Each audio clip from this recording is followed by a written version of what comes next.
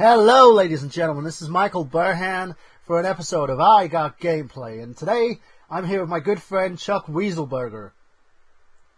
Hi, I'm Chuck Weaselberger. So Chuck and I will be taking over today's I Got Gameplay as we do our modding episode. And back to the English.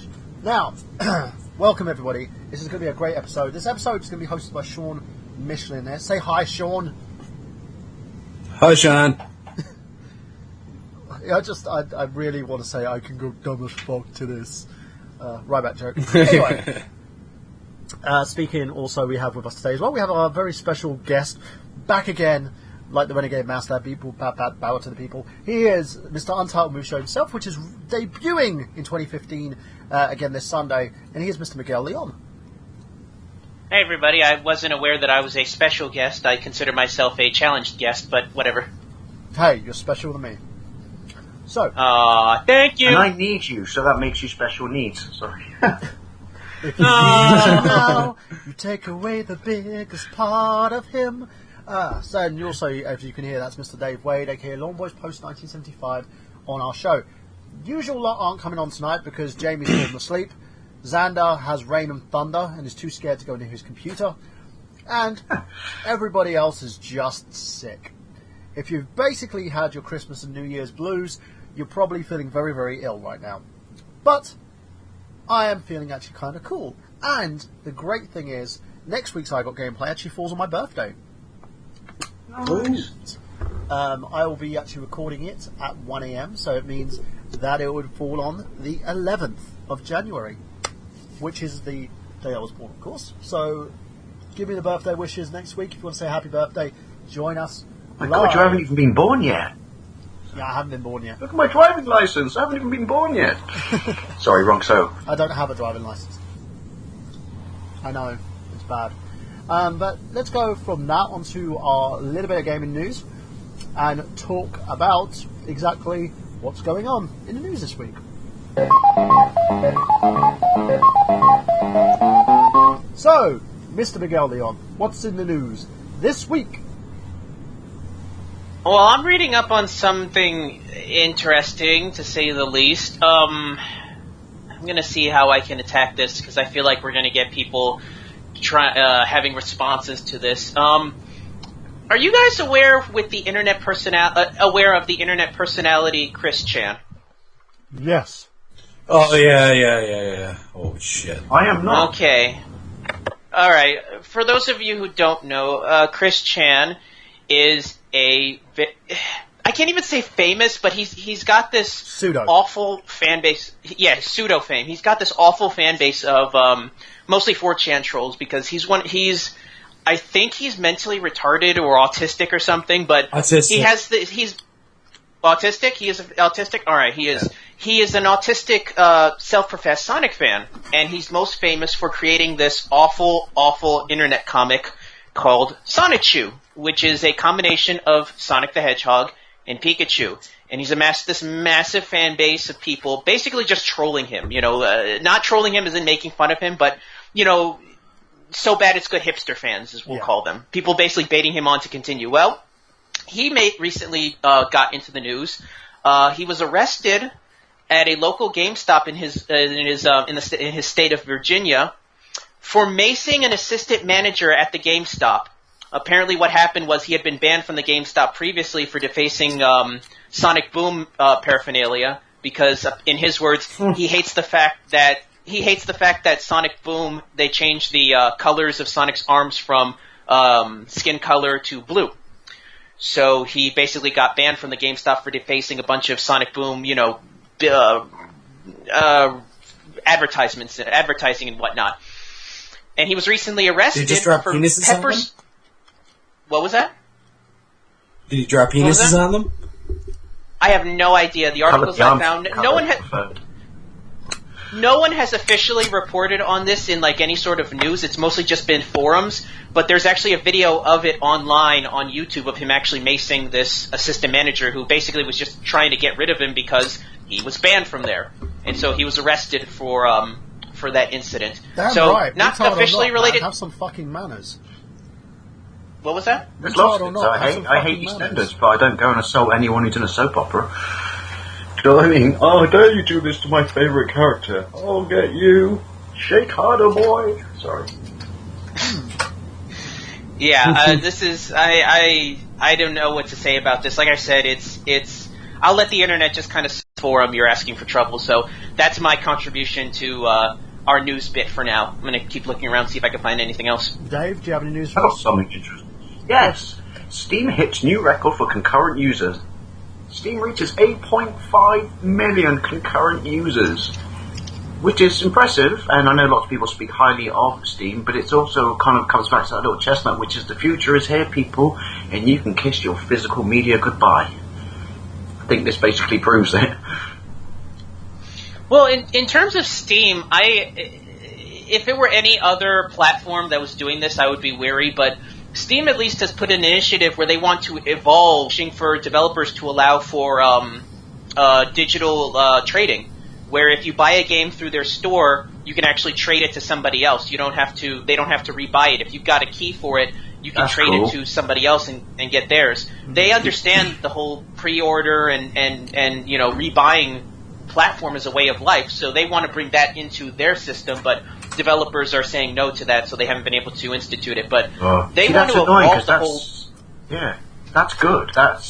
We get what it is you like about games, whether we provide it in this media or whatever, but we get what it is you like about them. So, yeah, you can do that, or we would like to let you do that. We see no problem with that, but... No, I agree. It's a good idea, and it's implemented good because it's for the PC. The reason being is, I like physical games for my console. I don't consider a games console if you're downloading a shit to it. You know, the only downloads I have are review copies, believe it or not, or download-only games. Not games. Well, I have a couple of moments where I was lazy, and I didn't know the game was out, and I thought, Christ, it's 4 o'clock in the morning on a Saturday, there's no way I can get this game, bollocks, I'll download it, which is how I ended up with Hyrule Warriors. Go on, Miguel. Yeah, sometimes it is good to have the option to download if you just don't have the ability to go to stores. I mean, that's one of the reasons why Netflix kind of killed Blockbuster at this point. But what I was going to say... what was I going to say? That's what it should be, not the end result. Yeah, I mean, I love having physical copies. I'm one of the few people that still collects video games. I still, people have told me, why don't you just invest in like a virtual console or emulators? For certain situations, yes, but for the most part, if I have the console, I'm going to buy the physical copy of it if I can. In certain situations. But in terms of the consoles, I think unfortunately the option of the whole what am I trying to say? The whole physicalist gaming system is starting to slowly make its rear its ugly head, and it's to the point to where, honestly, feasibly, there could be a situation where Microsoft and Sony just sell the client to play their games, and you could just buy it and play it through any of these new like digital boxes like Roku and Amazon and things like that. I mean, Sony has their Sony TV their Now service. Yeah. Yeah. I mean, we've got the I think as well, Now TV, so... I think the only company that I could see sticking with a physical console with physical copies is probably Nintendo, and that's only because that's their bread and butter. They're still very old school, but I would not be shocked if within the next 10 years we see Sony just selling a PlayStation client that you can download onto your... Sony. They that's what they want to do. They console. It's got to be a box. Yeah, I mean, considering their streaming service with were they the one? They have Gaikai, which is their streaming service. Yeah. You got OnLive, which I don't think anybody has. Yeah, I don't think anybody's bought that yet. Although, honestly, I wouldn't be surprised if I'm surprised Amazon didn't buy OnLive. I'm Amazon surprised started at up that. their own Android-based system, which will compete with the Ouya. Why would you want to compete with the Ouya, though? The Ouya has no user base, really. I mean, it's a novelty toy. But it's a good system because you can sideload all your emulators and stuff into it. It's basically a mini PC. You can, but in the case of OnLive is it's an actual streaming service. You actually stream commercial games through it. I could see Amazon picking that up and putting it on their Fire and basically selling it as like, hey, you don't have to get a 360 or a PS3 or PS4. You just buy the Fire, and it's got an online service there. I'm going to check to see who because owns online's already gone bankrupt. No, they're still going. No, they're still going, but they transferred their system over to another company. History, layoff, relaunch, released a new gaming service. Yeah, they online. Yeah, they did go bankrupt, but let's see. Pre-launch, And they also released a ton of post-launch. employees who lost their homes because the company were being assholes. True, but the technology is still there. Like I said, if Amazon wanted to buy that service up and integrate it into the Amazon media, Amazon, didn't they just recently buy Twitch? They have, yes. Yep. Yeah. Yeah, has so been if they good, could figure out a but way they- to integrate all... Because they've gotten it What was away that? from Google. It was been good because they've gotten it away from Google's hands. But Yeah, that's what I was going to say. It's sad that Twitch isn't his own company or corporation anymore, but better them than Google. yeah, I agree with you on that one. Yeah. So, Twitch would have been off. That's an Google got interesting the dick one, by the pics way. all over it. UK police arrest alleged PS7 and Xbox Live attacker.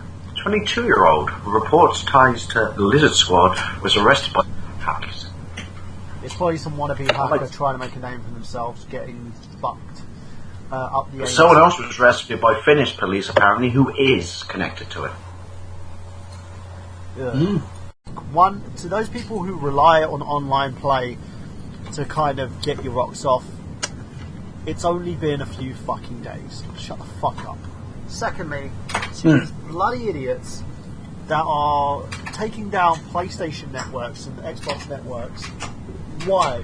What was the fucking point? Oh, I know. Well, I don't know I about actually the just got... Xbox. No.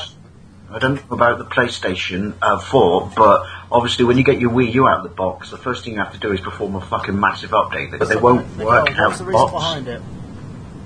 Okay, according to this article from PC Magazine, the reason is because Lizard Squad was actually using this massive attack as a test platform for their Lizard Squad Lizard Stressor product, which is a DDoS attack tool that they are offering to people for the low price of $5.99 per month. Or you have other options where you could pay a $6 per month subscription fee for 100 seconds of DDoSing per month, or up to $130 a month for 30,000 seconds of DDoS attack. So they're basically, basically selling doing it cyber like- terrorism. Bugs, scary. It's ridiculous, and I think, as far as I'm concerned, I hope they all get fucking bloody put in jail and never let out. Right? Well, unfortunately, Here, Mr. let me- President got arrested in this country, so their reward will be going to prison for 1 year and 1 year only, and the taxpayer will provide them with a PlayStation 4. Yeah, Which they here's can carry on. a quote. Here's a quote from the article, from the PC Magazine article. The group, which took responsibility for recent attacks on the Xbox and PlayStation networks, is offering several packages for its Lizard Stressor product, payable via Bitcoin, of course. They range from $6 per month for 100 seconds to $130 for 30,000. How long the DDoS attack will last? So $6 per month, you get to attack somebody for 100 seconds. $130 a month, you can attack them for 30,000 seconds. It's They stupid. can use their own product against them. I That doubt would be it. alright. You could. I doubt it. I think they're smart enough to at least have a failsafe for that. But essentially, they're selling you a tool that you can use to DDoS people. Because if I'm not mistaken, I don't believe DDoSing is that illegal. I know it's there are some legal ramifications to it, but it all depends on who you attack. Well, basically, you're Depends taking on the away- content you drop. If you're taking away Sony's PlayStation network and Microsoft's Xbox Live network, you are officially attacking them, and also by a financial aspect, you're stopping them from making money. Thus, you can get arrested for that. And you're know, pissing children off on little baby Jeebus' birthday. Exactly.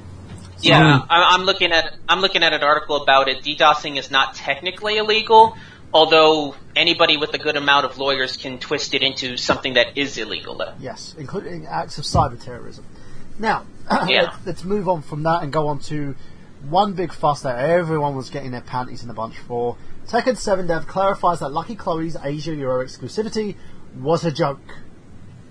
More details on Shaheen. A month ago, Namco Bandai introduced Lucky Chloe, a character for Tekken 7.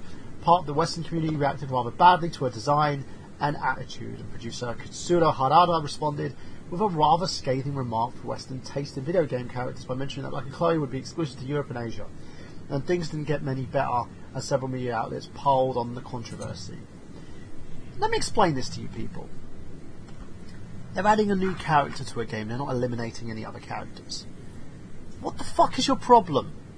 She's a cutesy, We fair anime, change. We girly fair character. change. But You know I'm what not it talking about is? me, I'm just talking about... But I don't understand is why what- people are getting so pissy about something.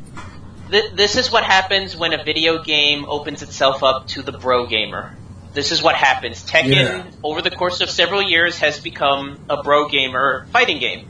And what happens when you bring in those people? You bring in a certain fan base that is very xenophobic, misogynistic. I'm sorry if you people don't like me saying it, but you know what? It is what it is, and this pretty much proves it. So when you've got something that is targeted to the fundamental, not fundamentals, the sensibility that targets the sensibilities of that type of gamer, they're going to lash out, and they're going to lash out like they always do via the internet. I had no problem with it, honestly. I thought it was, it's very Japanese, but it's a Japanese game. What do you expect? Exactly. I mean, Yeah. this is the same game that had a fighting panda in it.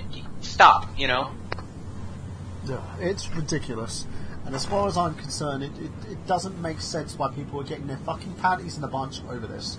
Listen to me. You don't like the character? Here's an idea. Don't select her and play her. Tekken 7's still going to be Tekken 7. And I don't know, it is being advertised as the final encounter between Kazuya and Himachi, I believe. Is that storyline still going? Yeah.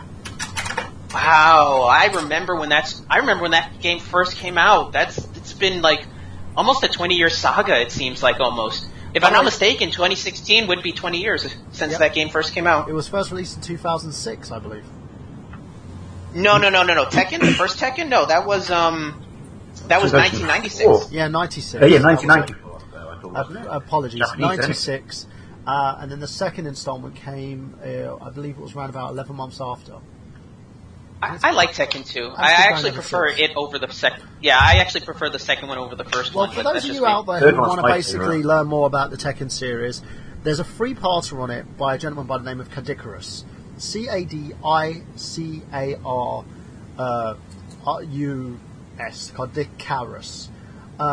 He's a good YouTuber. He works, I believe, the part of the Hit Block community, which is part of the Peanut Butter Gamers community. And he's, he does like these little reviews. And the one retrospective he did one on Metal Gear series. He only does it on 3 of the games from the franchise. So he did 3 of the games from Metal Gear series, 3 of the games from Tekken, and 3 of the games from another series. I'm trying to figure out what that other series was, because the first 3 games from the original series that he did. Oh, that was it, Max Payne. And he talks a lot about them vividly. He does a lot of research in terms of the characters and does the whole "did you know" part of them. And he's also English. He's the first English YouTuber that I've subscribed to about like modern and retro gaming, who I find very, very interesting. He has that whole JonTron feel about him, but he's really, really good. Of course, there is everyone in the Retro Random Network who do their collectibles and bits and pieces, and I enjoy their stuff, but he does more entertainment, comedy, angry video game nerd styles of things, but he has his own blend. Very twisted, very noirish, and very drug-induced, but it's fun, and he does talk a lot of sense, so check him out. Cadicarus, youtube.com, Cadicarus. He's awesome, and also check out Hitblock as well, because they're a bunch of cool dudes. Now, going on from that, we're going to go on our little Reiki-Wakey before we start talking, and we're going to play some more Mega Ran music. Who's up for some Mega Ran music? Because he's awesome. What was up for a bit of Mega Ran? I'm up for it. Do it. Do it. Do it now. Do it. Do it. Gin tonic, neat. Do it. Do it. Do it now. Do it. Do it. Oh, who was that? That was Ben Stiller. I'm trying to figure out what the character Yeah, and was. Starsky and Hutch. Starsky He and was Hutch. doing That one of was those it. undercover characters. Yeah. So there you Gin go, tonic, guys. neat. Do We're it. Do it. playing the track, which is track 3 from his awesome commission album, and that is Gravity. Yeah. There we go. Not just out for a check, boy, I'm out for respect. Oh, you got all the answers. Who you, Alex Trebek? Get a hold of the press. I'ma need to confess, this here is catastrophic. I'm the cause of this mess. I'm not a killer, man. Too much to deal with, man. My family wearing black, like some Steelers fans. Couple years in the game, but I'm still fearless, man. But this new threat is just way too much to deal with, man. It's the gravity. It's the gravity. It's the gravity. It's the gravity, huh? It's the gravity, what? It's the gravity, yup. What goes up must come down, moving laterally. Gravity, what? It's the gravity, yeah. It's the gravity, yup. Make you a casualty, huh?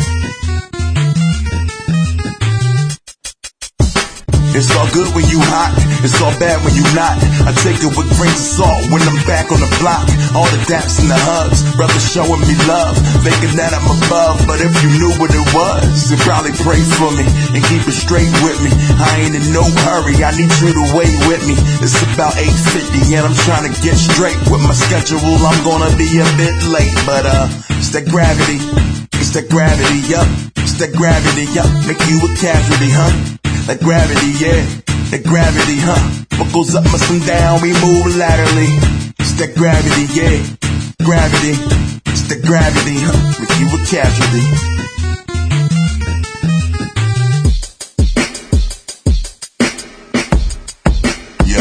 Yo. I defy gravity, got them all mad at me, causing a calamity, but never a casualty. They drill you like a cavity, abundance to depravity. Saints turn to blasphemy, it happens pretty rapidly. Pomp in the pageantry, hanging off the balcony, totally a travesty, a failure of your strategy. Haters laughing gallantly, your voice all gravelly, occurring so naturally and then it's so tragically. I defy gravity, got them all mad at me, causing a calamity, but never a casualty. They drill you like a cavity, abundance to depravity. Saints turn to blasphemy, it happens pretty rapidly. The pomp and the pageantry, hanging off the balcony, totally a travesty, a failure of your strategy. Haters napping gallantly, voice all gravelly, occurring so naturally, but ending so tragically. It's the gravity, yeah, it's the gravity. It's the gravity, yup, make you a tragedy. It's the gravity, yeah, it's the gravity. What goes up must come down, I move laterally. It's the gravity, yeah, it's the gravity. It's the gravity, yes, it make you a tragedy. It's the gravity, yeah, the gravity. What goes up must come down, we move laterally.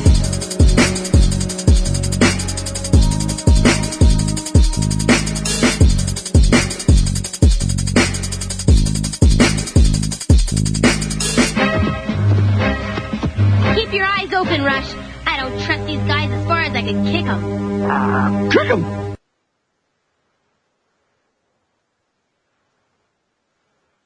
There you go. That was Gravity from Mega Ran as part of his commission album. If you backed his Kickstarter, you would have got this lovely album for free, but it's also available if you go to his store at www.megaran.com. And this show is also sponsored by lafights.com.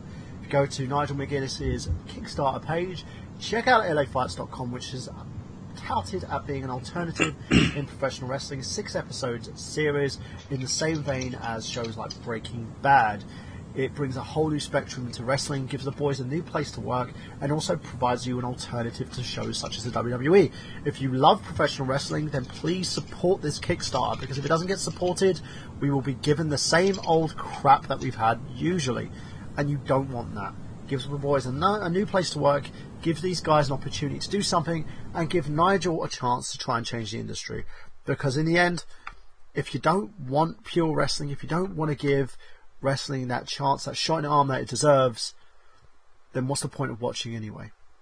So, you know what? You want to basically complain about the product, complain using your wallets. Back lafights.com. So go to www.lafights.com and support Nigel in his quest to bring back professional wrestling. Did you ever get him to record that soundbite of Slamcast before you guys after the interview? Yes, I did. Awesome. You should really tag that on the And at we the did beginning biscuits. I'm going to actually do some editing tomorrow and do it. It's just like last week I've been extremely busy due to my young'uns being at the house. So now I'm kind of on my own. I can actually do that. Plus also do a lot of editing and other writing projects that I need doing. So let's go into tonight's theme of tonight's show, and I'm going to be passing the baton on to Mr. Sean Michelin, who's going to talk to us about modding. The modding community and modding has been ever since the dawn of the computing age. It's something that allowed the growth of the computing industry when people were able to code using the ZX Spectrum. Modding has since evolved, allowing us to hack consoles such as your Nintendo Wii, your Ouya, and also several other different systems, allowing us to do so far as even soft modding. But software and hardware hacking has become commonplace. It's kind of the norm in today's industry. Now, I'm passing it on to Sean to explain a little bit more.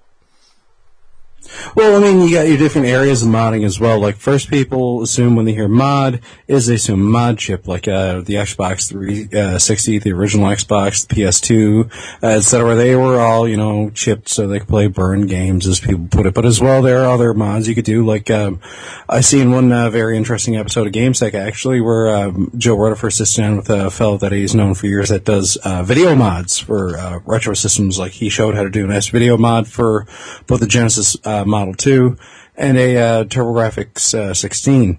And so you get mods like that. The soft mods are more like you're not having to chip anything or rewire anything or anything like that. You're actually using software in order to exploit some weakness in the software of the system, and you can just modify it that way to do what they call boot unsigned code. And, there are just other mods that are out there. Like, you see some of these guys with their original Xboxes, and they have, like, backlit LED digital readouts, as well as, like, little light shows on the go with them. I seen one guy even doubled the RAM and did a couple other things that involve, like, modding by soldering chips directly to this original Xbox so it would do 720p video, which, usually should be pretty hard for it to do because of its hardware.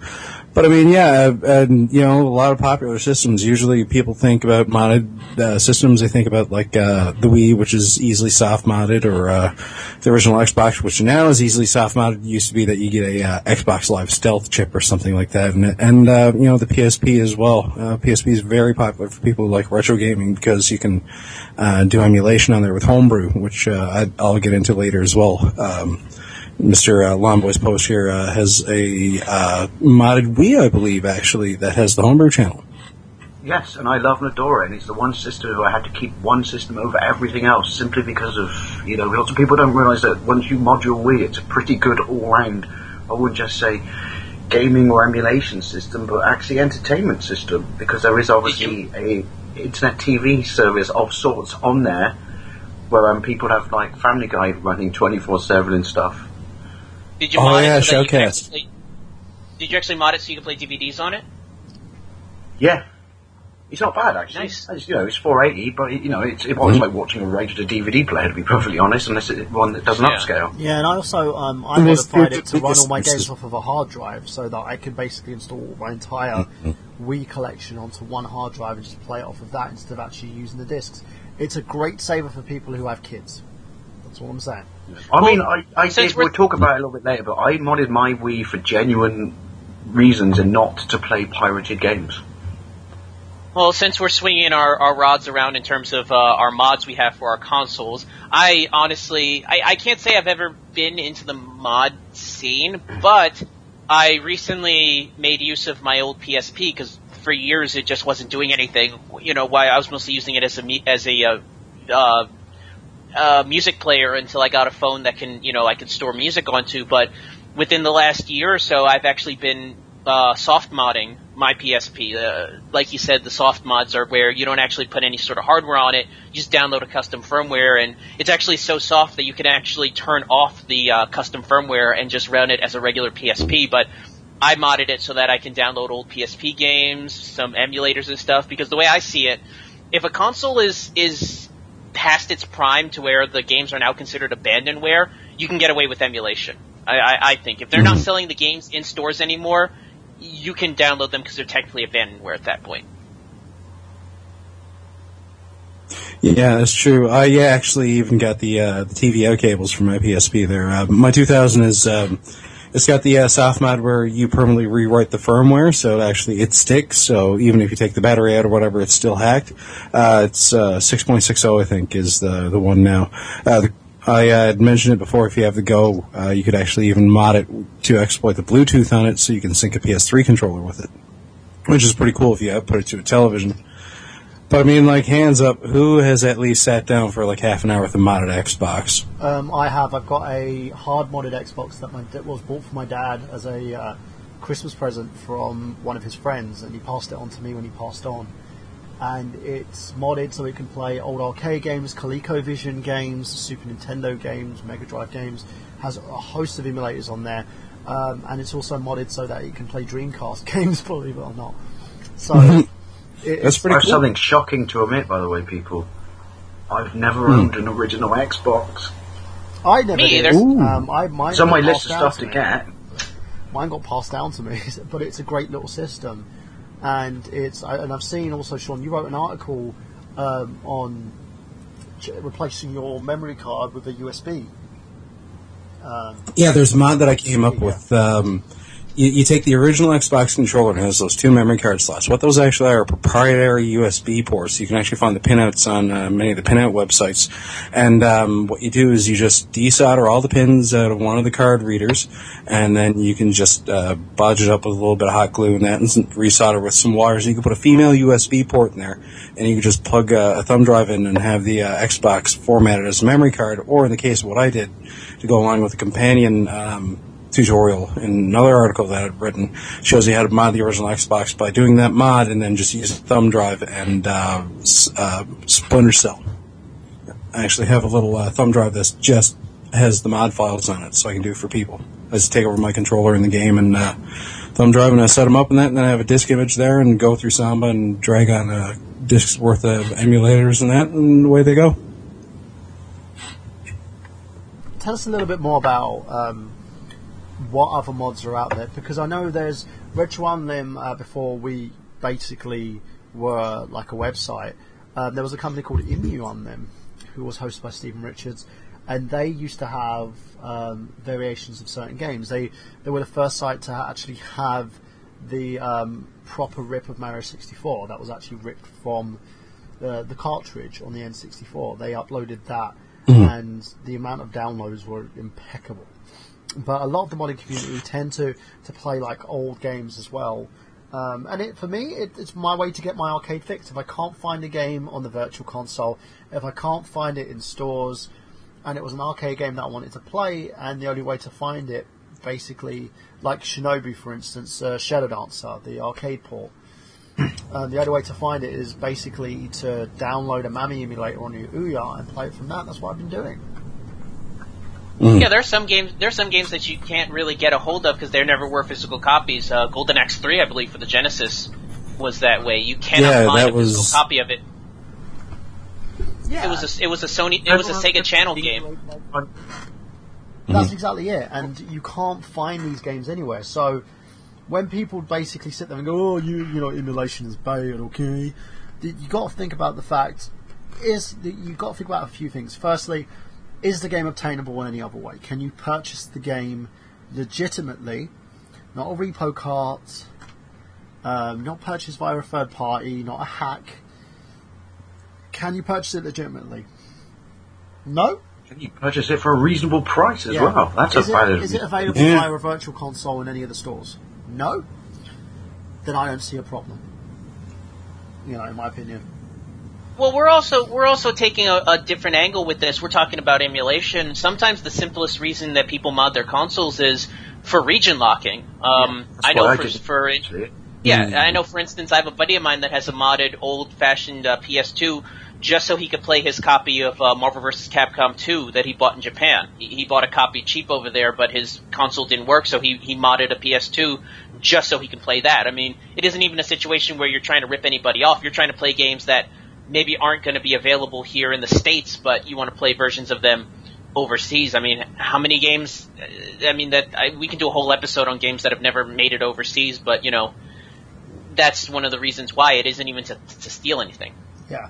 So that's exactly the real reason. If I give you the story why I modded my Wii was, it kind of got changed at the last minute. I don't know what it was. It was to do with Columbia or something, and obviously Sony Pictures own them now, don't they, or something? And obviously the PlayStation 3 at the time was so when Columbia and Sony have been in bed together for God knows how many years.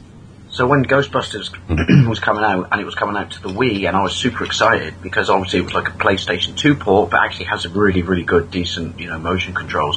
And then it got announced literally a couple of weeks before that it wasn't going to come out for, at least 6 months. And I remember being so pissed off. I said to my mate on the Friday at work, I do nothing about how you even would mod a Wii at the time. I remember saying to my mate at work, God damn it, I'm so pissed off. And he goes, well, I guess you're screwed, Dave. And I said, no, I will find a way to play this game. Then I went back to work on Monday. He said, "Do you find a way?" And I went, "Yep, it's coming off eBay." And I just modded my Wii, and that was off the Twilight hack, which is it's not impossible. Well, it's not impossible, but it's not like we talked about before, didn't we? Like Banner Bomb. It's not a comfortable hack for people like me who don't like taking around. Yeah, it could. Yeah, 9 times out of 10, this hack can brick. If you don't know what you're doing, you could brick your system. That's the one thing that we have to say there. And I will point out that no member of I Got Gameplay or Retro Unlim or any other site that you download and choose to mod your machines from is responsible for any brickage of your console. I will put that out there right now. And trust me, when I was doing it, I don't know if you got the same screen in North America, and this is just a PAL thing, but when I was doing the Twilight hack, there's actually a screen that pops up on your system and it says, and I bricked it then, it says, Nintendo says you should not be here. Seriously. But I didn't do it for any illegal reasons. I did it, I mean, it's my, I got an EverDrive on my TurboGrafx, I got an EverDrive on my Mega Drive. But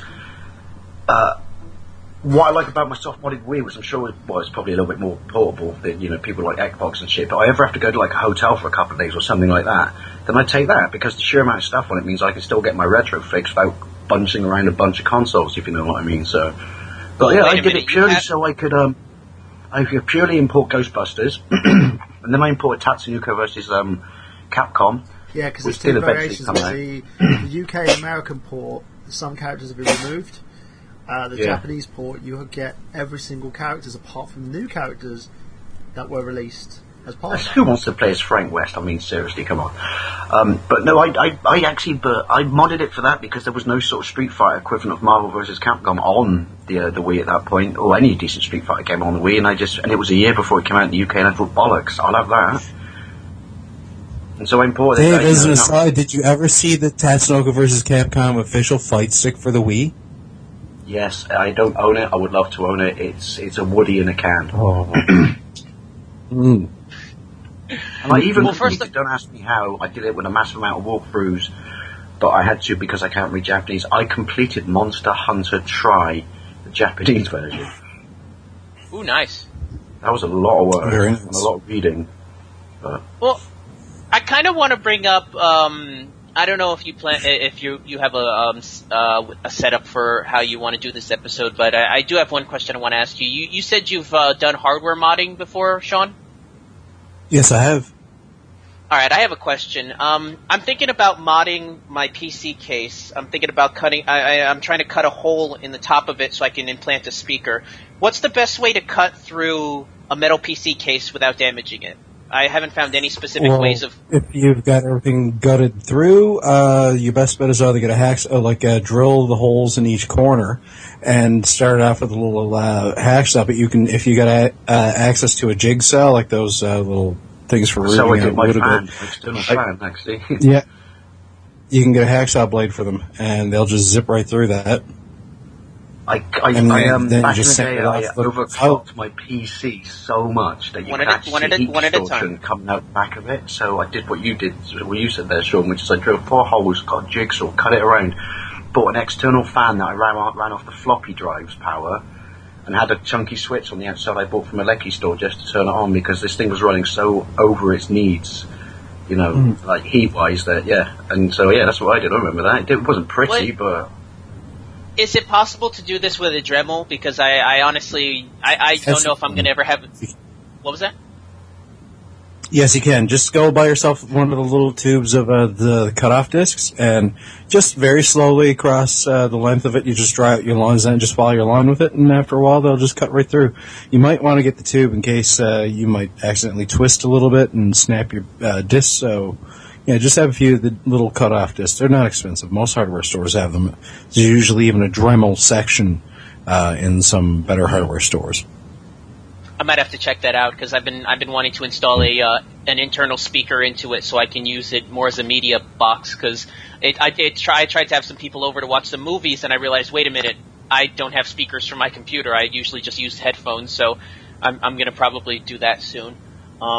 So yeah, I just wanted to ask that. Why don't you just create an external speaker box for your system and then plug in your audio outlets on there? I have no more room on my desk. I've literally got my computer on it. I've got the router for my cable, my wireless router, my monitor. Because I have PC speakers. I've got proper PC speakers, but I literally have no room on here. And plus, I kind of just want to mod my PC, a little bit more. I mean, a good way going about that is go get yourself one of those little 12-volt PC speaker setups, and then gut the thing so you get the amplifier circuit, and as well the speakers, and wire it up for mixed stereo. So you just run both channels of sound into the one speaker. But as well, you power that speaker setup off of one of your SATA power supply. You can get the SATA pin-out cables that'll allow you to just hook straight in and just put like a little line fuse on it.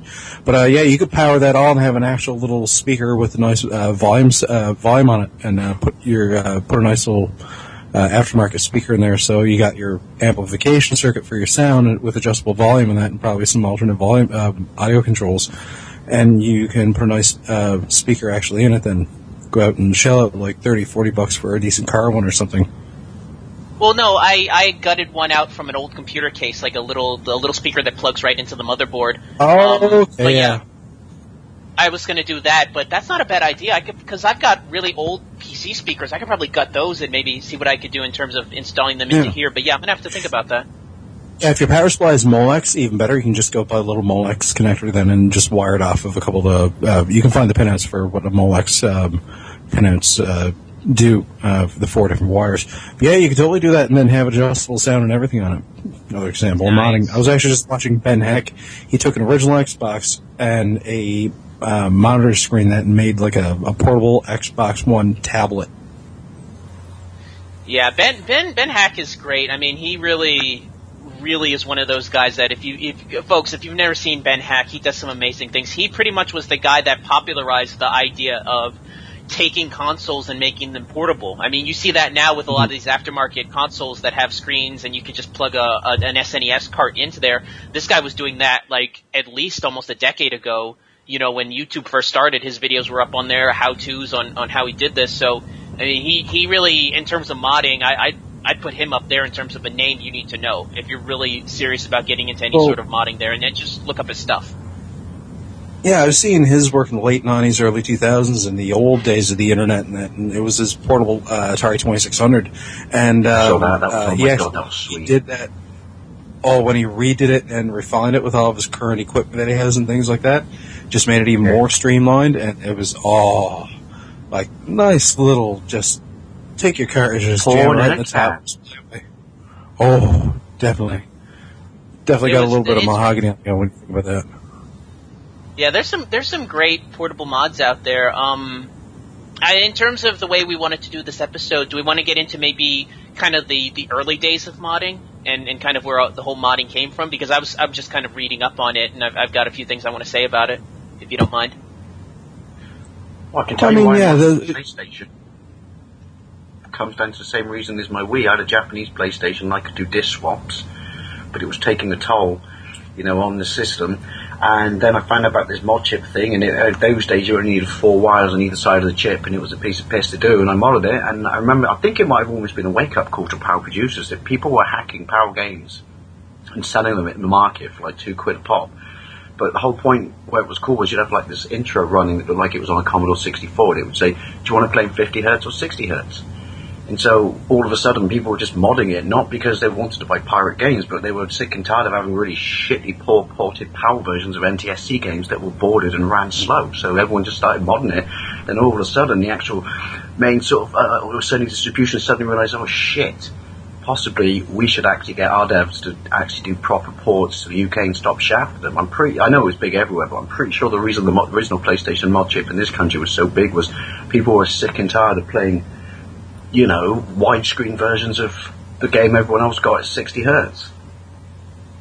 Yeah, and along with that too, like even back in the Mega Drive and Genesis days, there people were doing region mods on there where they put I think it was a 3-position switch, and you could switch between Japan, North America, and Europe for the region. Like you take Streets of Rage, and when you switch to Japan, it's all in kanji except for the name, which it's a different name the series goes under in Japan, but allowed you to be able to just take any Mega Drive.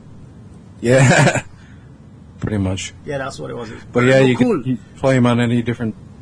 All Mega Drive games. I know this isn't about Todding, but the reason I was all Mega Drive games, at least in this country, up till 1992, had both the variants of the ROM on it, didn't they? They had Japanese and the PAL one. Because I remember thinking when I bought my original copy of Bare Knuckle, before I bought the Japanese one. I bought the English one from downtown, and I slapped it in, and I was like, holy shit, it's Bare Knuckle, it's not Streets of Rage. Oh, that's right, I got a Japanese Mega Drive. And also it meant when I got to play Sonic, unlike all my mates who I did, because my Sonic, I bought the original English one, my Sonic ran in 60 hertz. And all my mates were like, wait, mine doesn't look like that, that's not fair. Japanese Mega Drive, bitches, is the future. What is the difference between 50 and 60 hertz? Like, is there really that big of a difference? It's a lot faster. Speed. The quality's a lot better, and there's less pixelization. Yeah. Well, but it's the also same the time, speed you guys doesn't have... just affect the gameplay; it affects the speed of the music and everything. Yeah. Well, to be fair though, you guys do have the leg up because you have the RGB setup, which has more. It is a higher resolution, but a higher resolution and can actually do red, blue, and green. But at the same time, I guess it's the 50 hertz is kind of the drawback.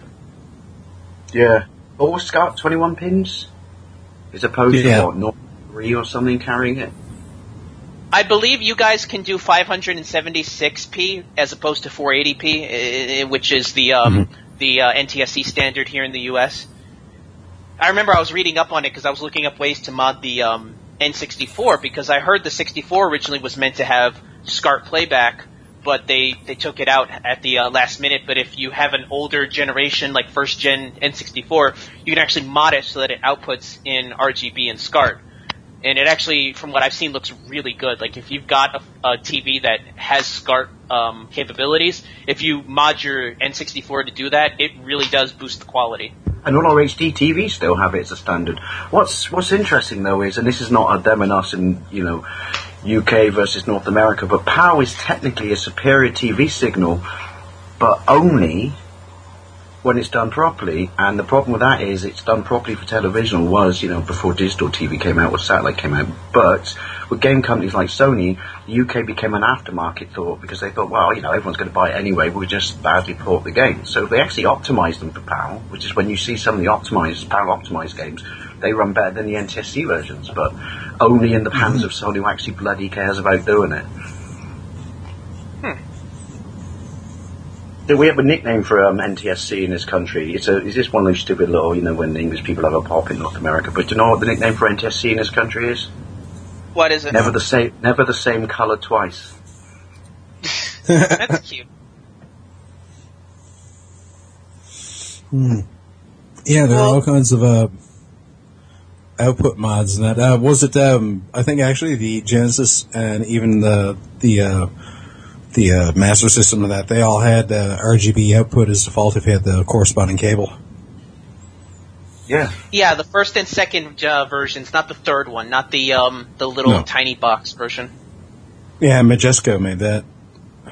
Because when I did buy my midlife crisis, when I bought my Japanese Mega Drive to repiece my game collection together, I did actually, it was one of the things I did make a point of doing was, so maybe that's why when the gameplays I do them on an HD TV, they still look alright, is I actually spent a lot of money on a really, really decent SCART cable, like a gold-plated one and everything, like a proper one. It cost me £45. I thought, there's no point cheaping around on this, and it looks bonza, to quote the Australians. Well, going back to kind of the mid-90s and that whole era of PlayStation modding and stuff like that, I kind of want to bring up something that I remember in terms of a soft mod. Do you guys remember Bleem? Yes, I do. Yeah, for those of you that don't know, Bleem, it was actually advertised on TV. It was a program that you could buy, like you would any other thing. I think it even had infomercials, and you could basically use it to play PS1 games on your PC. You would basically just download you would basically just buy the CD, you download the program, and then you could just drop CDs into the CD trays, the CD player trays on the PC, and just play PS1 titles from there. And basically what happened was... Some of them worked absolutely amazing. I remember one of the best examples of a game that really ran properly on Bleem was Tekken 3. That looked amazing on Bleem. Even kind of got rid of some of the jaggies. Yeah, and what ended up happening, for those of you that don't remember, was Sony found out about it and sued them into oblivion. Because apparently you can't sell the tool to... It's funny, you can't obviously you can't sell modded stuff, but you can't sell programs to mod. It's not like they were telling you, it's not like they were giving you the instructions. They were just kind of giving you the tool, which I guess, was kind of pushing the limit in terms of what you can do. But yeah, I remember that. Your law is the same as ours, and so you have the same stupid little commercials we get at the start of every DVD, which is, buy hooky DVDs, it's damaging the movie industry. The reason they have that commercial is there's a really stupid loophole in this law, in this country. Well, not stupid if you want to buy this stuff, but it says it's illegal to make and sell pirated versions of, games and movies, but it's not illegal to buy them. We have that here in the U.S. technically, where it's illegal to make copies of DVDs to sell, but if you just happen to be, making copies of them as a backup, that's technically not illegal. No, you're allowed to buy it as a backup as long as you didn't produce it. Oh, so you can basically buy bootlegs. Yeah, I can go. If the person walked into a pub selling it, because that's where they always are. They're always in a pub on a Saturday night, coming around with a suitcase full of, hooky DVDs. But if the police were there, they'd nick them. But the point is, you could sit there with 25 of them on your table next to your pint glass, and the police could walk away with this guy, but they couldn't do fuck all against you because it's not illegal to buy them. Yeah, I think they could fix this whole problem with just one act, which is make it illegal to buy them. Yeah, I think we have that here in the U.S. because I remember growing up in the Northeast and just walking down places like Broadway or Broad Street and just seeing vendors selling VHSs of tapes of movies that were still in the theaters, but it was that kind of shaky cam where it was the contrast was too high and it was in the back and you could hear people talking, but that kind of stuff. So yeah, I think we have that here as well. It's not quite the same thing, because I know it's not about games, it's about movies, but before until they finally fixed it and made movie releases in the theatres pretty much sort of universal. When DVDs first came out, and obviously it gave you that even before you could hack it, it gave you that 5-choice change. People in PCs would buy 2 DVDs. They'd have one set to Region 1, they'd have one set to Power Region, and then they'd just buy all their DVDs, off the internet from the States, because a lot of the time the movies in the States theatres weren't coming out over here for months.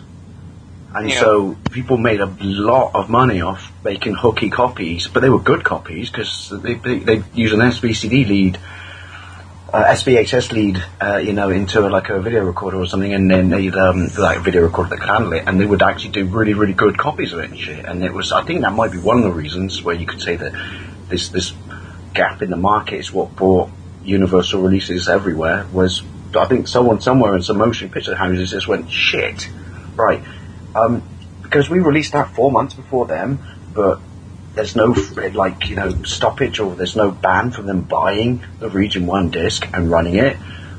We're basically costing ourselves a lot of money by not being Johnny on the spot with the hammer, if that makes sense. So I know that's where my copy of the Phantom Menace came from.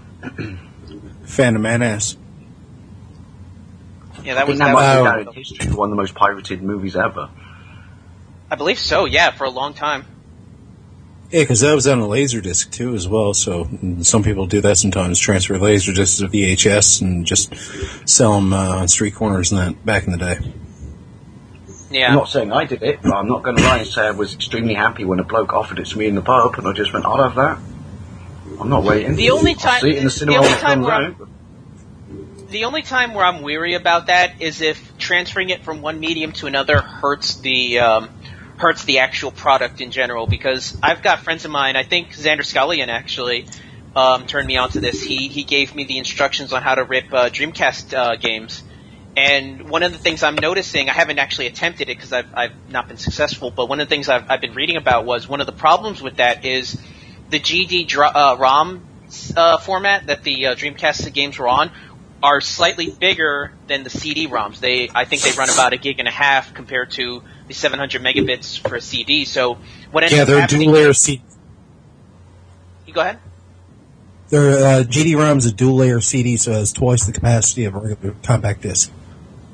Yeah, so what ends up happening is if you've got a game that really took advantage of the size, for the Dreamcast, you would have to, I think, either run it at a slower write speed to get it on there, or in some cases there'd be parts of the game actually cut off, or maybe some compressed audio and video to get it to fit onto there, which I'm a purist when it comes to that. If I'm going to play a game, I want what the experience was. So unless it's a game that I can fit on a CD, I won't bother, recording it off the internet. So I'm just kind of snobbish like that. Well, that's funny, but the Dreamcast, on the subject of mods, didn't the Dreamcast... Well, I know my brother's original one that me and my mate Andy, who was the guy I flat rented with at the time, the guy who got me into PCs and the guy, got me into, modding and stuff. There's an actual VCD player built into the Dreamcast, but you have to unlock it, don't you? Yes. And then you can actually play pretty decent quality VCDs. When you say quality and VCD, that kind of doesn't go together. I mean, VCD for a CD really isn't. It's basically my Dragon Ball GT, from China shops in VCD format, and Back to the Future. I've got a VCD version of that. I've got that. The quality, it's a bit flaky, but there was Philips CDI when that came out in this country.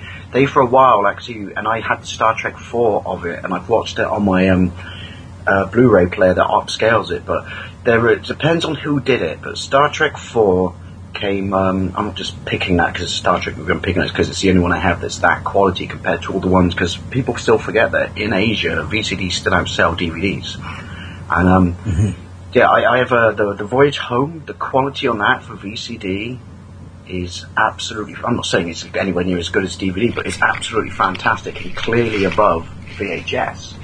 But not everyone... there's no standard with it, is the problem. No. And the problem is that, in order to get that standard, you would have to splay out a movie across several CDs. So a lot of times in porting, the studios would basically be like, well, we can get this widescreen version of a movie running at, 320 by 240, or, but we would have to, chop it across, let's say, 7 or 8 CDs, or I we can have compress it Fellowship down. of the Ring on VCD, and it's the extended cut. And my one comes on 7 discs. Wasn't it? Josh Whedon actually currently stated about the issues he had when they decided to port Buffy over to HD, and the widescreen resolution format they tried to use for it just looks choppy and disgusting. Well, here's something interesting about that. You know why that's been a controversy amongst people? Why's that? Is because Whedon actually made a decision when he was when he was filming Buffy the Vampire Slayer. He purposely filmed it in 4:3. There is no official widescreen version of Buffy the Vampire Slayer because there was never one made. So what the HD people have been doing is they've actually been cropping the 4:3 into widescreen by chopping off the bottom and the top of the screen. That's the big controversy over it. Yeah, they're actually taking away. Yeah, they've Star Trek Next Generation stuff like they've lightened it up. They're subtracting, but advertising it as a positive, as irony. Yeah. It's kind of happened with I think it happened with was it Babylon 5 that has happened a couple years ago. I don't know if you guys follow it, but what happened was when Sci-Fi got the rights to show Babylon 5 on their program, they chopped it down. They chopped down the 4:3 versions down to widescreen by doing that because what people don't know is that the actual like film footage is 4:3, but the 3D special effects shots for that show were done in widescreen, and they would crop it down to 4:3. Well, they decided to do the opposite effect and keep the widescreen 3D shots, but crop the actual film down to widescreen, and they got a lot of flack for that. But yeah, going back to what we were talking about with VCD, I don't know. It depends. If quality is good, VCD can top VHS, but like I said, there's no standard to it. No, How do we get to the Nero? The market was so big for hooky. This is terrible, but they exploited it. The market was so big for hooky VCDs back in the day. You used to go to the market in the early 2000s, even when DVD was big, but they knew people would play on the DVD players, and you could get these cam versions of VCD disc, which were cammed in a movie theater. But some company, shrewd company, actually in the later days of last days of the PlayStation 1, released this weird bar thing you could plug into the back that upgraded its color palette so it could do true video, and made an absolute fortune from kids going to markets and buying illegal movies and using this adapter to watch them on their PlayStation. Because what did most kids have back in the day? PlayStation, but back then DVD players were expensive, so they didn't have a DVD player, but it also meant they got to watch the movies from the local cinema. And it's it's not an official Sony, but it's an official company. The funny thing as well, you could actually buy, here in the UK, customised DVD players way back with like the Pioneers, that you could actually modify them so they could play VCDs by hacking. They would give you the personalised codes that you could get to unlock the region lock and stuff on the systems as well. And at a time, they allowed us to kind of like modify the systems so you could install certain hardware or software into the system that would allow you to play overseas stuff. It's one of the reasons why I purchased like X-Men before it was even released here in the UK at cut price from the United States. I purchased it from like £15 when it was going to be released for like 25. I imported every single movie that I had in my library until basically government restrictions cut that off. That now you've got to pay duty on everything. I'm actually looking at this. There was actually a VCD adapter for the PS1. I'm actually looking at a picture of it right now. You plug it into the back of the PlayStation, and it would actually allow your PlayStation to play. North American version. Oh, I didn't know that. Yes, There's a decoder module. There's actually an official card for the 3DO, because that was the whole thing about the 3DO, but to keep the cost down, yet somehow they still didn't manage, because what was it, $699 or something? 700, yeah. Oh, yeah, it was 699 quid in this country. That's actually got an expansion port, so whole thing was it was supposed to be this all-round media player, and not just gaming, and that would run VCDs. But you had to buy an additional card to shove in the back.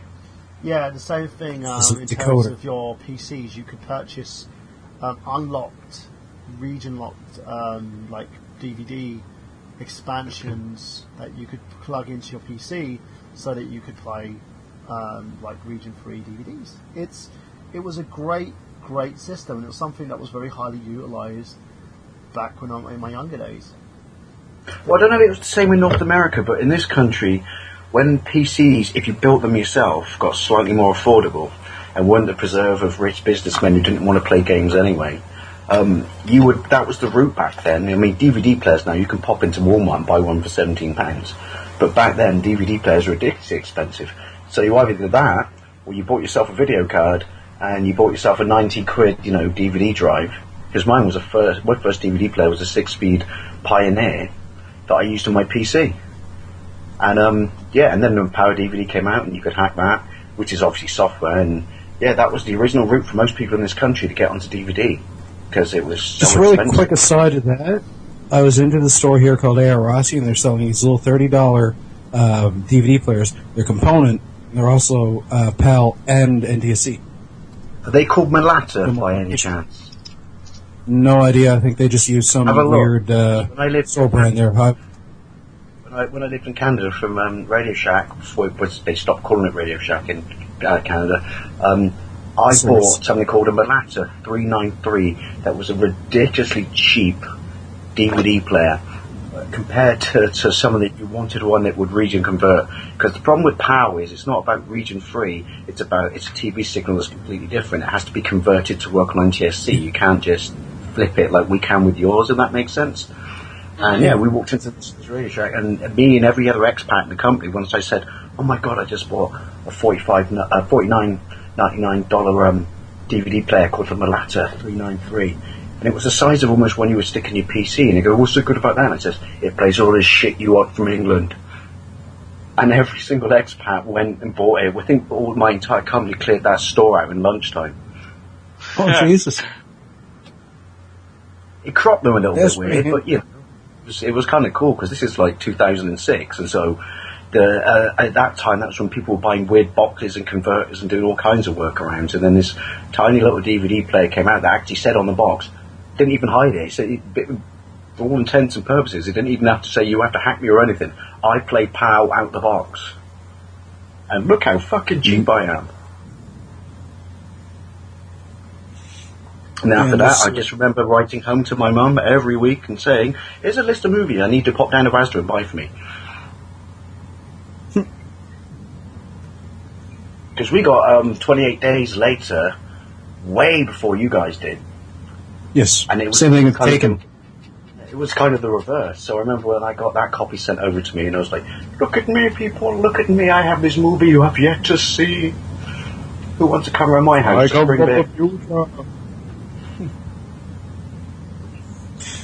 Yeah, and there's that reminds me of a little mod that a lot of people do, and you could actually buy aftermarket cases for them for the PS2, and that was the little swap trick for the PS2s. You could buy actually a flip top case for the FAT. So you could it's good for like Guitar Hero. There are people who've done custom games of Guitar Hero where they've made their own songs, and then they've taken like songs that they never had the rights for and did their own homebrew levels for it, but you had to swap the disc at boot. And that's what I did. It gave the FAT a flip top lid, and you could actually do the swap. Nice.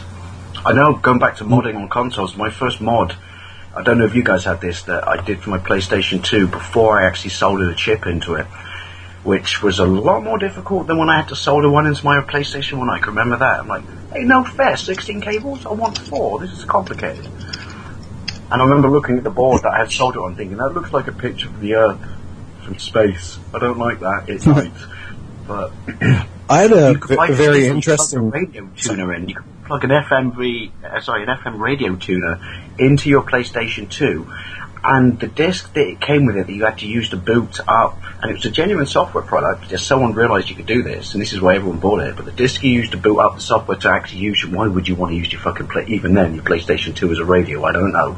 That's to preserve for my car, and you could use this disc as a swap disc. Or like a boot disc, and you could actually play PlayStation 2 imports at 60 Hz with no mod on your UK PlayStation 2 by disc swapping with a program that was actually written to let it, run radio signals. And I guess again it was something that someone just realised that they must have bypassed or circumvented something in the system, but someone found out that this disc that was generally intended for people to listen to fucking Radio 1 was, hey, wait a minute, you can play import games. Did anyone remember the other little thing that that the PlayStation did that came through the magazine called Bleamcast? Yes. Oh yeah. You could. There were two different versions of Bleamcast. There's one for one of the Gran Turismo games and one for Tekken 3, and you could take those games for the PlayStation 1. Run the Bleamcast loader, depending on the corresponding game, then run that PlayStation game on the Dreamcast, and it looked fucking better than on the PlayStation 1. I've actually tried Tekken 3 with it. I thought Bleamcast, at least in this country, was a genuine product, wasn't it? No. No, actually not just a magazine. It came free with the official Dreamcast magazine. Yeah. I bet they raised some fucking eyebrows when they did that. Well, yeah, Sony nearly sued them. For it because they were infringing on their copyrights, but it was fun. It was like they basically ruled out in court that the company could do it because they weren't modding any hardware. It allowed you to play like the Sony games on the Dreamcast, and it didn't, it didn't do anything to Sony. It just gave them a secondary outlet to play their It games. was never intended to be for the purpose of pirating. It was just, hey, these are still original games, and they work on here. Yeah, but the thing is, you could They're not actually modifying the pirate- original content. Yeah, but you could actually pirate games and install them onto a disc, and then copy them on there. But Then Sega lost a trick anyway, because they had fuck all copyright protection in that system anyway, didn't they? Yeah, it's because they decided on, instead of hardware, the majority of the system was actually done on software. So they had minimal hardware in the system, and everything about the game was installed straight on this. Well, let me bring up something. Okay, go ahead. Oh no! I was just going to say for the PlayStation 2, there's actually an interesting soft mod where you just mod the memory card, and then any kind of game images you get to run off the disc, you just patch them, and the patcher patches the game image into a DVD video image, and all you do is you just make sure you have that video card, that memory card in there, and it'll load burn games that way. You just have to have a tricked up memory card. Well, Free I think, McLuhan. yeah. When you're talking about, consoles and modding and things like that, I think, honestly, you mentioned the Xbox earlier. To me, that's when console modding really became more of a thing, was when the first Xbox came out, because when it first came out, a lot of people realized Microsoft didn't really... When they made the Xbox, their idea was to just make, a Windows box for, regular people. So all it was just regular x86. Yeah. So a lot of people realized that, and that's why you had so many people modding at the Xbox to do all sorts of things. I mean, if I'm not mistaken, there was already online clients for the Xbox made before Xbox Live came out, because people modded them so that they could play them online, if I'm not mistaken. XP Connect is the name of it, and that was for the original Halo. So you could play LAN parties over the internet using tunneling software. Yeah, so you could have like a VPN. That's what I know. I use that actually. So tell us, Sean, what was the biggest mod in the modding community? What was the big thing that allowed people more accessibility? For me, I had my PlayStation 1 modded so that I could play copied games on it. Problem is, the mod chip that's installed on it only allows copied games. It treats PlayStation games like they're pirates. So I can't actually play original games on the system.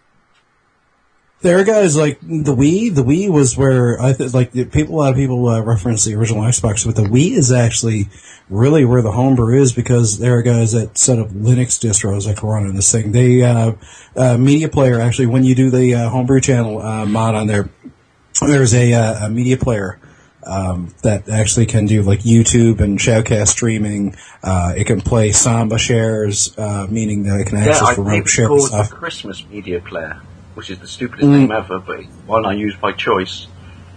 And there's even a Port of M player, of course, to it. And along with that, there was actually one group that figured out, like, usually to load like a backup, like a burn game that for your soft-mounted Wii that could play burn games, you had to use like a backup loader.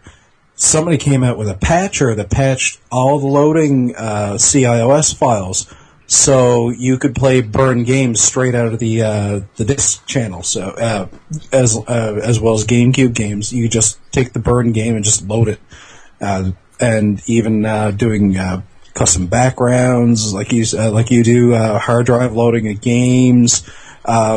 Even taking like virtual console games, like, straight up piracy, and taking the WAD files and installing them through the just like a download onto the Wii. So you didn't have to pay for a thing really, and you could still go online with it. It was safe. Like, there are guys I know that had burn copies of. Well, I even tried it out as well. Burn copies of Modern Warfare 3 and Black Ops. And they were able to access the online service. Sometimes they try to get around it, and so there was another patch that came out, and somebody used the patch, was able to access it again. But there were people that were playing the hell out of Modern Warfare 3 and Black Ops on modded Wii's, and no problem accessing the online service. I had So that the as greatest trick you can do as I well, could play but it Mario takes strong Kart, nerves. because before I purchased an original copy of it, I had Mario Kart Wii playing from a backup disc. And no one turned me off on the online system. I was using the online service until they discontinued it. I did it once, and I flipped it back afterwards because it sounds brilliant, but in actual sort of reality, it's not, because of getting funds and stuff. It's really difficult. But you can actually set through a mod, set soft mod hack. You can actually set your Wii U shop up, or your virtual, you could, it's still there on the original Wii. Because I think you're right, Mike. Now it's just available through the Wii on the Wii U, but you can actually set your virtual store to Japan.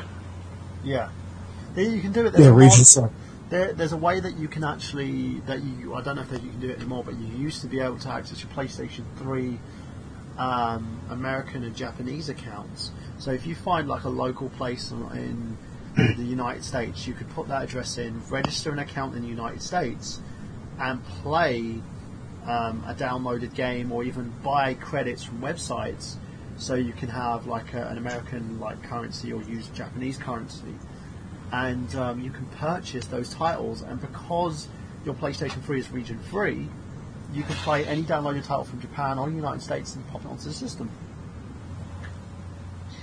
Yeah, I don't really have much to add into this. The only console I've modded is my PSP. I'm working my way up from handhelds to consoles.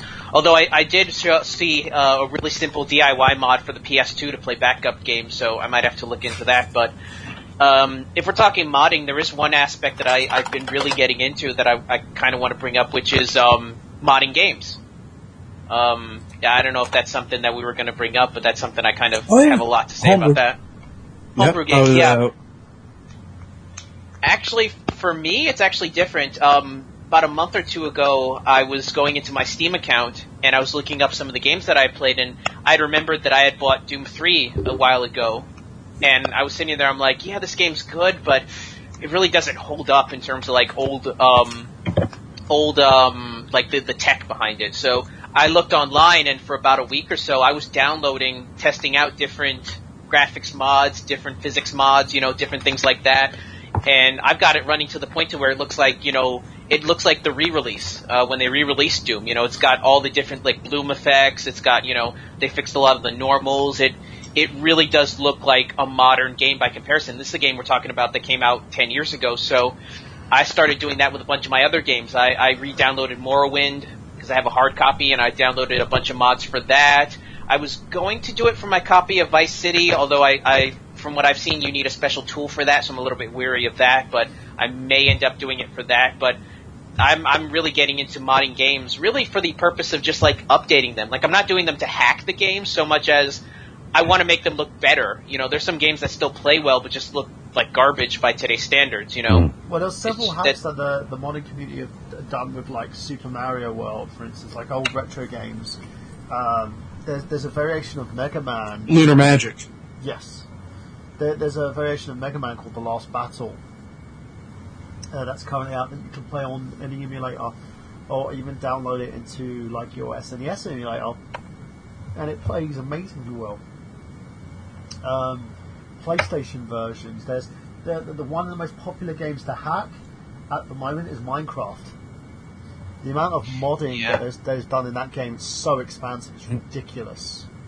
Couldn't you argue, though, back on the PC that Counter-Strike, Half-Life Counter-Strike, was born out of people modding it? And it almost is a throwback to how people used to mod Quake, because I remember in Quake, I used to run around in an Incredible Hulk skin, and they started modding it, because I believe Half-Life is a very, very, not modded because it's in real terms from the company's point of view, but a heavily modified version of the Quake engine. And tweaked and improved. But you can argue that Counter-Strike was born out of what people were doing with that game and making team player versions of that game. And I do remember one other mod that I loved about it was you could tag the wall when you shot someone and their body would stay there, and you spray can the wall, and you could import a character from any sort of cartoon or whatever, an image, I should say, not character, an image, and then convert it into a version that you could spray on the wall. And so every time I killed someone in that game, I used to spray Timmy from South Park behind them. And then I ran my own server on it for a little bit when I was still, flat sharing with Andy. And we modded our servers so that when people were being dickheads and cheating in it, when you knew that people were like, you can't headshot someone in a bunker, you're cheating. I'm going to turn you into a chicken, or I'm going to replace your gun with a fish. And that's how we punished people who used to cheat. And that was all. Well, heck, if we're talking about mods and mainstreaming of that, I mean, look at Gary's mod. I mean, there's been whole games and things like that made off of that, I mean, there's Gmod Horror, there's Gmod Murder, Prop Hunt. I've seen a bunch of Let's Plays of those games, and those are basically just that. It's people playing around with Gary's mod. Team Fortress 2, the original Team Fortress was actually a Quake mod that people did before it became an actual client itself. Is Day of Defeat a mod, or was that actually an actual release thing? I think Day of Defeat, don't quote me on this, I thought that was a release. I don't know, albeit in this country on the front of a magazine or something, but... Again, don't quote me on that. That's just me trying to remember my pot-soaking college days. What's the most popular game you've played, Sean, that's been modded? For me, it's Fallout New Vegas. I use the Nexus Mod Manager now. You can use that to run mods on a lot of different games like Dragon Age, Fallout 3, Morrowind, Elder Scrolls, Skyrim, of course, as well. I usually play it on Fallout New Vegas because it allows me to expand my experience. Like, there's a lot of homebrew quests that people make, as well as weapons, graphical tweaks, and that. Now, some mods are actually good for, say, for instance, my computer's a bit older and I'm running Skyrim on it, and it was chugging a little bit because it, although it's the same engine as Fallout 3 New Vegas, it has some more lighting stuff thrown in, and that can really bog down the processor. So what this mod does is it replaces the lighting with just a bit of a color palette swap or whatever, and it increases the FPS like crazy. And it's a mod actually that I implement for using on my PC right now. But yeah, Fallout New Vegas for me, like a lot of different weapons you can get, or even like access like the little mobile store, what have you, wherever you are, so you can get whatever weapon you want, or a console mod, which means like you actually, if you're using keyboard and mouse, like I use it on the New Vegas on the PC, but it actually works with my 360 controller. Now and again, I'll use the keyboard and mouse because you can actually access using the little tilde key on the corner of your keyboard console commands. You can throw like 1,000 stim packs in your inventory or whatever, and then you exit the console, go back to the game, and boom, got 1,000 stim packs. Just to bring up subject, you can also get modded console games. I've played modded reskin versions on Brawl, and of course, well, there's that, was it Project Other M or something like that? Yeah. Or yeah, so, but yeah, for me, it's Fallout New Vegas is really like my love right now. It's so great. Modding it makes it so much better. You gotta love how a lot of game companies nowadays are very much open now to that whole modding thing. I think back to when I was in college, we all bought copies of Unreal Tournament because it came with the Unreal Editor, which my school at the time was using for just general game design. I mean, we learned how to make games using the Unreal Engine, and that's something that, is used for mods and whatnot, but it's amazing that it used to be you actually had to make a tool. You would actually have to go into the code, make a tool of your own, and distribute it. Now, if you buy a game like Unreal or even with the Source Engine, you get all the tools there. You can basically just, if you've got enough time and patience, you could basically make your own game. Yeah. My favorite, it comes back to what you just said there, Miguel, to Jordan. My favorite, most modded game ever, or fun I had with a game, and it was back in my PC days, would be the original Unreal Tournament. Because some of the stuff you could do to that game was absolutely sublime. Like the World War II maps, and also you could install Agent X, which was basically, not exactly the same, because someone programmed them into this using the trick or the mod, or, well, not the mod, as you say, because they allowed you to do it, but you could play it with the GoldenEye weapon pack. So you could play it with proper old school weapons. It's still one of my, I don't know if you could still find it, but Agent X for the original Unreal Tournament just turned it into a completely different experience, because you had all the guns from GoldenEye. So going on from that, let's basically ask, Sean, I want to know, what advice would you give to someone who's looking at, say, modding their console? and or even interested in going into the modding community, where should they start? Well, really, one thing is to go on YouTube and look up mods about that specific console, because you might just view one and it's like, oh, cool, well, I can just, throw a mod chip in this and that's it. But you can turn around and find out, oh, I could add extra buttons to the front of it. It has a nice front lit LCD. Or, somebody might be just there with a garage sale of Nintendo, and they discover that they could get S-Video out. So, they could hook it up to their TV, or even like the RGB kits that you can get.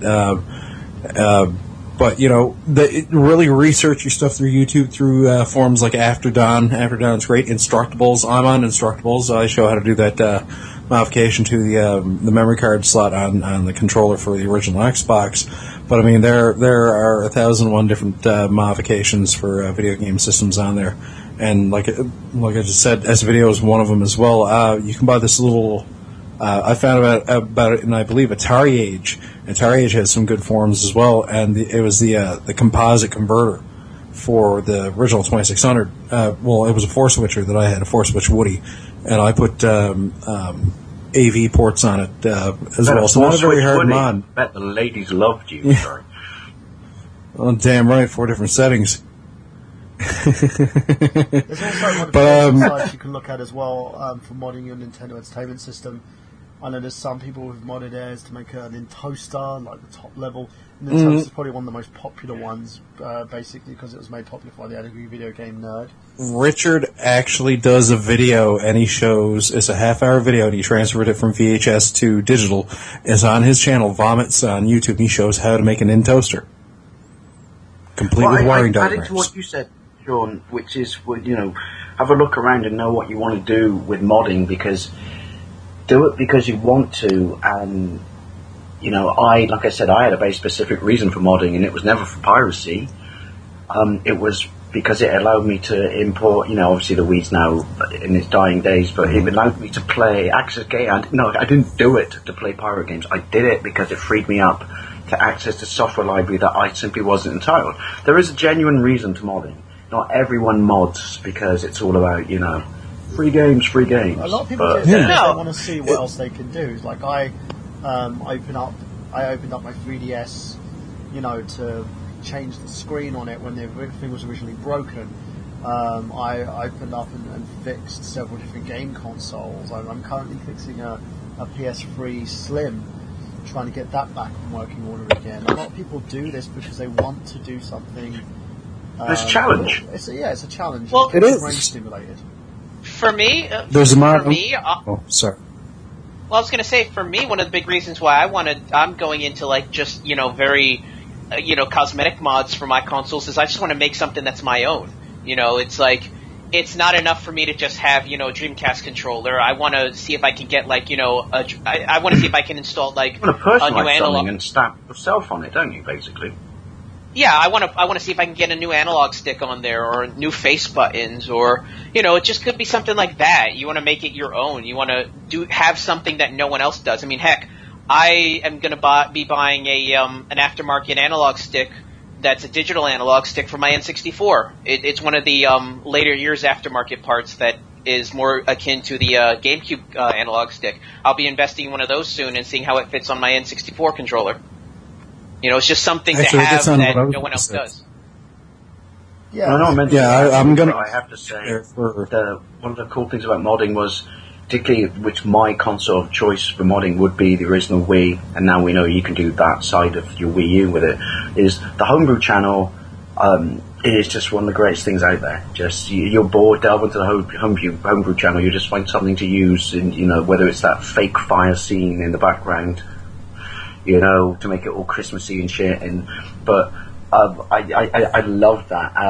But the guy who wrote, I got to mention it because we were talking about modding, even though I talked about it last week. But the guy who wrote "Pissed" on the Wii U homebrew channel, he commented on the video gameplay I did of his game, and that was just kind of like, wow, small world.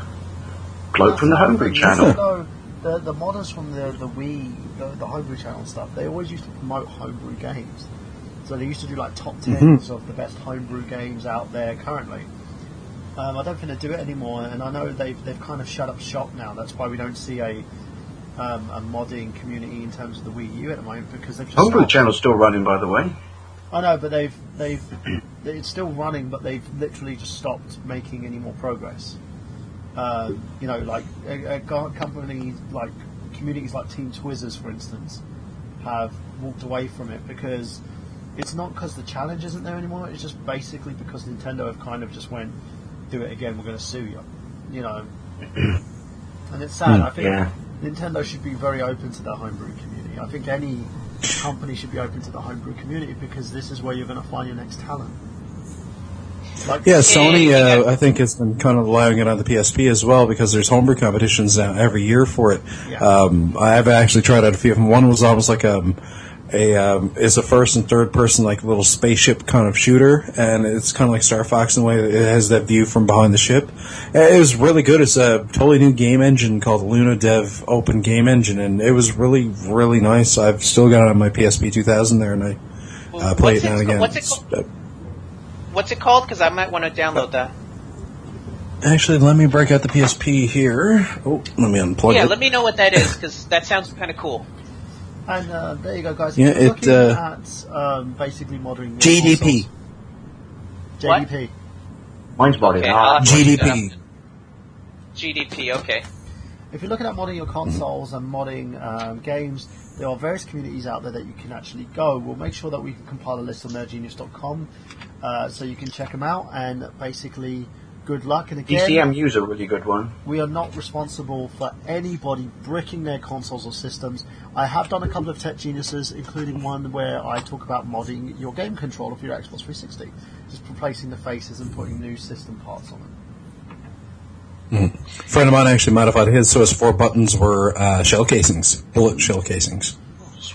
That's nice. Well, I have a final question to this then. I mean, I touched upon it briefly, but if you wanted to suggest to someone that was an easy way into a modded console, not necessarily the latest console or really, really new console, but an easy way into this wonderful world and then experiencing stuff like homebrew and what you can get from this when you add that extra feature, because companies talk about it like, oh, you're modding our console, that's a negative, but I see it as a positive, as long as you don't do it for the wrong reasons.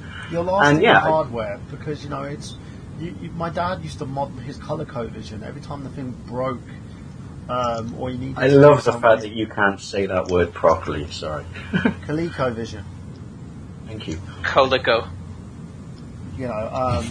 It's like Lego Batman.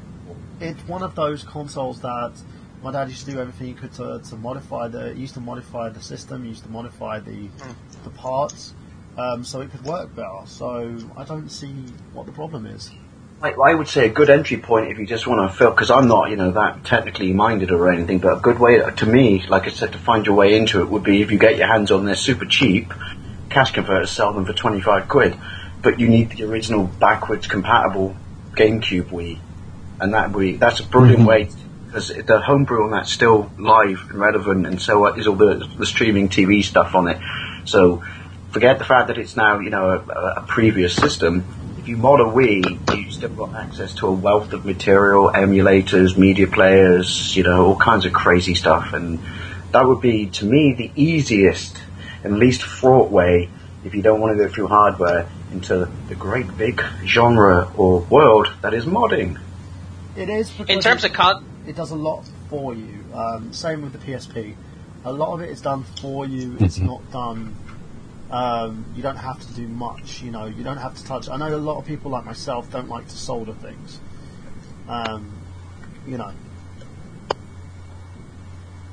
Yeah, it's true. With the PSP now, with the 6.60 firmware, really all you do is you just get the one file and it works with pretty much any model PSP, and it'll look at your model and say, okay, you've got a 3000. It means it can't be permanently modded, but we'll soft mod this for you. So here we go, and it does it for you. It's great for a lot of the homebrew on there. If you got a 2000 or newer, it has television, TV out cables, so you can get it for composite S-Video. I actually use the S-Video with my video capture there. I can actually record my PSP gameplay. But the S-Video, composite, D-terminal, and SCART, I believe, are all available for the PSP. Depending on the emulator, most of them like doing that little box where you have to zoom in with the television. But GBSP, which is Game Boy Advance SP emulator, actually does the full screen on your flat panel television. But that one's easy as well, and it's actually got a fairly supported homebrew community as well. And and it's not just for playing the backup games or whatever, but there's a lot of good homebrew on there, a lot of good emulation.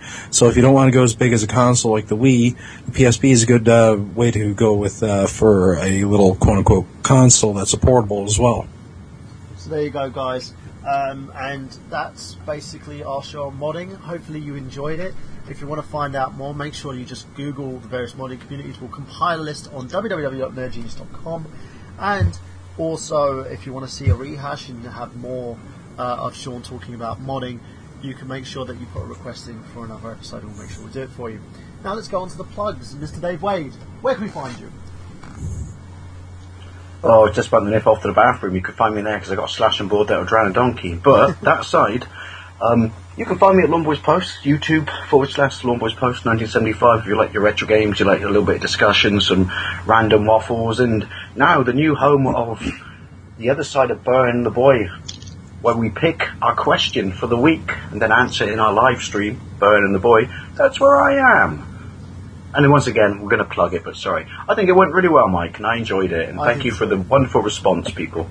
And Miguel, where can we find you? You can find us here tomorrow night for the Untitled Movie Show, premiering on its new night, Sunday nights at 8 o'clock. Tomorrow is actually a very special episode. It's going to be me and Burhan celebrating the 1-year anniversary of the Untitled Movie Show. Yes, the longest-running original series on the Retro Unlim channel since its inception. Boy, I'm going to get one of these plugs right someday. But yeah, it's going to be our 1-year anniversary, 8 p.m. tomorrow night. It's going to be a video cast. We're going to be discussing 2014 in totality and what to expect from 2015, and just kind of reflecting. You know, it's been a long year. We've had all sorts of guests come and go.